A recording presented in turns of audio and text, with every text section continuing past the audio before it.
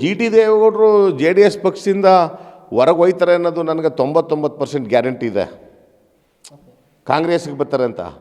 ನಾನೀಗ ಕಾಂಗ್ರೆಸ್ಸಲ್ಲಿದ್ದೀನಿ. G T ದೇವೇಗೌಡರು ಕಾಂಗ್ರೆಸ್ಗೆ ಬಂದರೆ ನಾನು ಹೆಂಗೆ ಜೊತೆಲಿ ಇರೋಕ್ಕಾಯ್ತದ? ನಾನು ಅವರು ಎದುರಾಳಾಗಿ ಕ್ಯಾಂಡಿಡೇಟಾಗಿ ಅವರು ಜೆ ಡಿ ಎಸ್ ಪಕ್ಷದಿಂದ, ನಾನು ಕಾಂಗ್ರೆಸ್ ಪಕ್ಷದಿಂದ ಬಿಫಾರಂ ತಗೊಂಡು ಎಲೆಕ್ಷನ್ಗೆ ಫೇಸ್ ಮಾಡಿ ನಾನು ಅವ್ರ ಹಿಂದ್ಗಡೆ ಹೋದರೆ ಇನ್ನು ನನ್ನಂಥ ಮುಟ್ಟಾಳೆ ಈ ದೇಶದಲ್ಲೇ ಇಲ್ಲ. ನಮಗೆ ಆ ಜಾಯಮಾನ ಇಲ್ಲ. ಆ ಓಂಬಿಸ್ತವ್ರಲ್ಲ ನಾವು. ಎದುರಾಳಿ ಥರನೇ ನೋಡೋದು ನಾವು. No compromise. ಅವ್ರ ಹಿಂದ್ಗಡೆ ಹೋಗೋ ಪ್ರಶ್ನೆನೇ ಕಾಂಗ್ರೆಸ್ಗೆ ಅವರು ಬಿಫಾರಮ್ಮು ಸಿದ್ದರಾಮಯ್ಯ ಸಾಹೇಬರು, ಡಿ ಕೆ ಅವರು, ಜಿ ಟಿ ದೇವೇಗೌಡರು ಕೊಟ್ಟರು ಅಂದರೆ, ಅವ್ರ ಪಕ್ಷಕ್ಕೆ ಕಾಂಗ್ರೆಸ್ ಪಕ್ಷಕ್ಕೆ ಹೋದು ಅಂದರೆ ಅವ್ರ ಹಿಂದ್ಗಡೆ ಹೋಗೋ ಪ್ರಶ್ನೆನೇ ನಮ್ಮಲ್ಲಿ ಉದ್ಭವ ಆಗಲ್ಲ.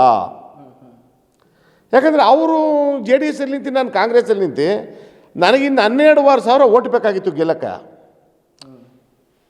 ಅವರು 1,03,000 ಚಿತ್ರ ತಗೊಂಡ್ರು, ನಾನು 83,000 ಓಟ್ ತಗೊಂಡಿದ್ದೀನಿ. ನಾನು ಅವ್ರ ಹಿಂದ್ಗಡೆ ಕ್ಯಾನ್ವಾಸ್ಗೆ ಹೋಗೋದಾ? ನಾನು ಒಬ್ಬ MLA ಆಯ್ತಿತ್ತಿಲ್ವಾ? ಬೂತ್ಗೆ 25-30 ಓಟ್ ಕೊಟ್ಟಿದ್ರೆ ಜಿ ಟಿ ದೇವೇಗೌಡರನ್ನ ಮಕಾಣೆ ಮಲಗಿಸನಪ್ಪ, ನಾನು ಗೆಲ್ತಿದ್ದೆ, ಇವತ್ತು MLA ಆಯ್ತಿದ್ದೆ. ಸಾವಿರಾರು ಕೋಟಿ ಇವತ್ತು ಕಾಂಗ್ರೆಸ್ ಸರ್ಕಾರ, ನಮ್ಮ ಸರ್ಕಾರ ಬಂದಿತ್ತು, ಸಾವಿರಾರು ಕೋಟಿ ತಗೊಬಂದು ಚಾಮುಂಡೇಶ್ವರಿ ಕ್ಷೇತ್ರಕ್ಕೆ ಅಭಿವೃದ್ಧಿ ಕೆಲಸಕ್ಕೆ ದಿಕ್ಕಕ್ಕೆ ನಾನು ಹೆಜ್ಜೆ ಇಡ್ತಿದ್ದೆ. ಇವತ್ತು ಚಾಮುಂಡೇಶ್ವರಿ ಕ್ಷೇತ್ರದ ಜನ ಪರಿಸ್ಥಿತಿನ ಹೇಳ್ಕೊಳಕ್ಕಾಗಲ್ಲ, ಆ ಮಟ್ಟಕ್ಕಾಗಿದೆ. ಅವ್ರ ನೋವು ಅವರೇ ತಿಂತಾಯಿದ್ದಾರೆ. ಇನ್ನು ಮುಂದೆನೇ 2028ಕ್ಕೆ ಭಾರಿ ಎಚ್ಚರಿಕೆ ತಗೊಂಡು ಜನ ಮತವನ್ನು ಕೊಡ್ತಾರೆ. ಯಾರನ್ನ ಗೆಲ್ಲಿಸ್ಬೇಕು ಅಂತ ಡಿಸೈಡ್ ಮಾಡಿದರೆ ಮಾಡ್ತಾರೆ. ಈಗ ನಿಮ್ಮ ಪಕ್ಷದವ್ರ ಜೊತೆನೇ ಇದ್ದಾರೆ ಸರ್ ಜಿ ಟಿ ದೇವೇಗೌಡರು. ಕ್ಷೇತ್ರಕ್ಕೆ ಅಭಿವೃದ್ಧಿ ಮಾಡಿದ್ದಾರೆ ಸರ್, ಅನುದಾನ ಏನಾರು ತಂದು? ಏನಿಲ್ಲ, ನಮ್ಮ ಕಾಂಗ್ರೆಸ್ ಪಕ್ಷದ ಜೊತೆ ಓಡಾಡೋದ್ರಿಂದನೇ ನಾನು ಅವರು ಅಲ್ಲಿ ಹೋದ್ರೆ ನಾನು ಅಲ್ಲಿ ನಿಂತ್ಕೋಬೇಕಲ್ಲ ಅಂತ ಹೇಳಿ ನಮಗೆ ಬೇಜಾರಾಗಿ ನಾನು ನಮ್ಮ ಕಾಂಗ್ರೆಸ್ ಪಕ್ಷದವ್ರು ಯಾವ ಕಾರ್ಯಕ್ರಮ ಮಾಡಿದ್ರು ನಾನು ಹೋಗಲ್ಲ. ಯಾಕಂದ್ರೆ ಅಲ್ಲಿ ಜಿ ಟಿ ದೇವೇಗೌಡರು ಇದ್ದೇ ಇರ್ತಾರೆ. ಸುಮ್ಮನೆ ನಾನು ಹೋಗಿ ನಿಂತ್ಕೊಂಡಿರೋದ್ರಲ್ಲಿ ನಮ್ಗೆ ಅದೇನು ಅದು ಆ ನೇಚರ್ ನಮಗಿಲ್ಲ. ಎದುರಾಳಿ ಥರನೇ ನೋಡೋದು ನಮ್ಮದೊಂದು ಗುಣ. ಒಟ್ಟು ಸಿದ್ದೇಗೌಡರವರು ಇರೋ ತನಕನೂ ಜಿ ಟಿ ದೇವೇಗೌಡರನ್ನು ಮಾತಾಡ್ಸಲ್ಲ. ಯಾವುದೇ ಕಾರಣಕ್ಕೂ ಅವ್ರಿಗೂ ನಮ್ಮಲ್ಲಿ ರಾಜಿಯನ್ನು ಮಾತೇ ಇಲ್ಲ. ಅವರ ಒಂದು ಕ್ಷೇತ್ರದಲ್ಲಿ, ಚಾಮುಂಡೇಶ್ವರಿ ಕ್ಷೇತ್ರದಲ್ಲಿ ಮಗ ಹರೀಶ್ ಗೌಡರವರು ಹೆಚ್ಚು ಆಕ್ಟಿವ್ ಆಗಿ ಓಡಾಡ್ತಾ ಇದ್ದಾರೆ. ಯಾಕಂದರೆ ಅವ್ರದ್ದು ಒಂದು ಫ್ಲೆಕ್ಸ್ಗಳೆಲ್ಲ ಕಾಣಿಸ್ಕೊತಾ ಇದೆ ಇಲ್ಲಿ. ಈಗ ಹರೀಶ್ ಗೌಡರು ಈಗ ಜೆ ಡಿ ಎಸ್ ಪಕ್ಷದಲ್ಲಿದ್ದಾರೆ, ಹುಣಸೂರಿಂದ ಗೆದ್ದಿದ್ದಾರೆ.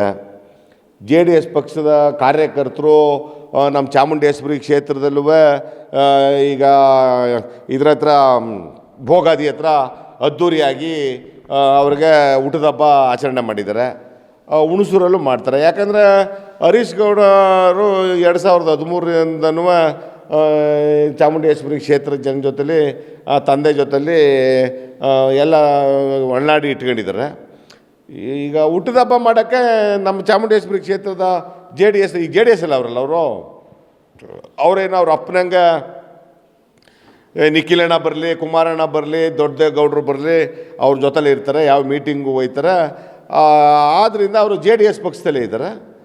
ಅದಕ್ಕೆ ಜನ ಜೆ ಡಿ ಎಸ್ ಪಕ್ಷದ ಕಾರ್ಯಕರ್ತರು ಅವ್ರಿಗೆ ಹುಟ್ಟದ ಹಬ್ಬ ಮಾಡ್ತಾರೆ. ತಪ್ಪೇನಿದೆ ಅದರಲ್ಲೇನು ತಪ್ಪಿಲ್ಲ.